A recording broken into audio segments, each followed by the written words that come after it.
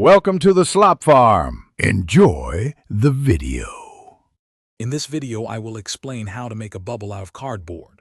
First, let's gather our essential tools and materials. You'll need sturdy cardboard, at least 1/8 inch thick, a sharp craft knife, and a protective cutting mat.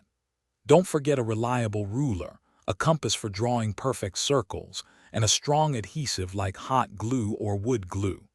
Sandpaper will help smooth any rough edges, ensuring a professional finish for your unique creation.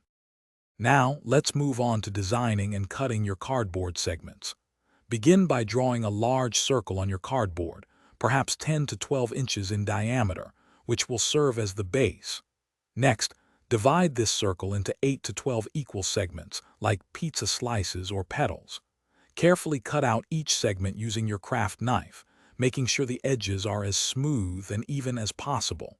Precision here is key for a well-formed bubble. With all your segments cut, it's time for assembly. Take 2 segments and apply a thin, even bead of strong adhesive along one of their long edges. Carefully join these 2 edges together, holding them firmly in place for about 30 seconds to allow the glue to set. Continue this process, attaching each subsequent segment to the growing structure.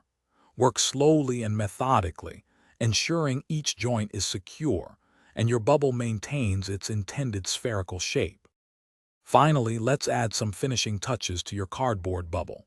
To enhance its durability, cut small, thin strips of cardboard and glue them along the interior seams, reinforcing each joint. Once the adhesive is completely dry, gently sand any rough edges with fine grit sandpaper for a smooth, professional feel. You can then paint, decorate, or leave your unique cardboard bubble as is. Congratulations! You've successfully crafted a fantastic piece. Thanks for watching.